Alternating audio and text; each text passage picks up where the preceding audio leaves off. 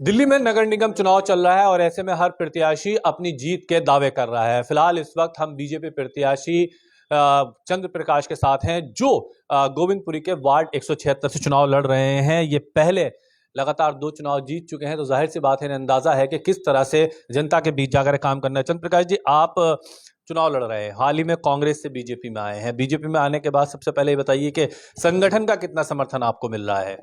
देखिए, संगठन भाजपा का, क्योंकि मैं 10 साल भाजपा में रहा हूं, भाजपा में संगठन के साथ मैंने काम किया है। सारा संगठन मैं पहले से परिचित है, उनके साथ मैंने काम करने का मौका मिला है। सभी मुझे पहले से जानते हैं, तो सबका बहुत ही भरपूर साथ मिल रहा है, बहुत आशीर्वाद मिल रहा है। पूरा संगठन मजबूती से मेरे साथ खड़ा है और लगा हुआ है। अच्छा, 10 साल में जो आपने काम किए हैं, क्या आपको लगता है कि अभी भी कुछ काम रह गए हैं जो काम करने बाकी हैं?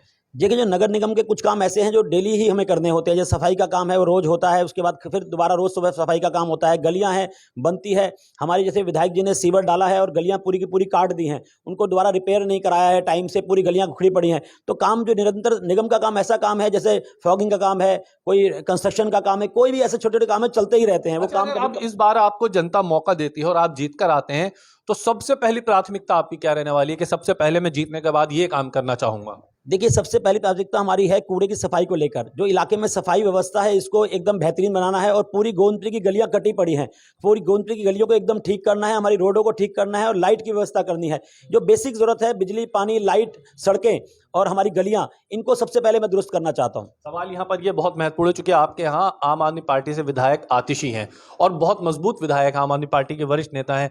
क्या तालमेल आप लोगों का बैठ पाएगा जनता के काम करने के लिए? देखिए, मैं जहां तक समझता हूं, मैं 10 साल निगम पार्षद रहा हूं। जैसे मिठाई की दुकान पे मिठाई मिलती है, दवाई की दुकान पे दवाई मिलती है, नगर निगम एक अलग इकाई है, उसमें अलग से काम होता है, उसका विधायक से कोई मतलब ही नहीं होता है। मैंने तो आज तक कोई मतलब देखा नहीं है।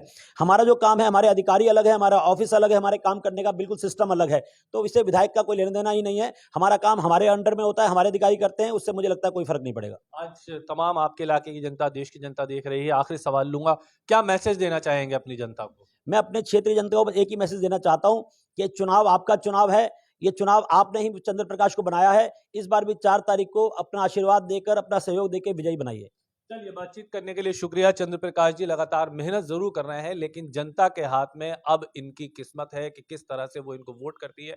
आने वाला समय बताएगा कि बीजेपी दिल्ली नगर निगम चुनाव में आखिर कितनी सीटें इस बार लेकर के जाती है। सहयोगी साजिद के साथ ताबिश कमाल, दिल्ली।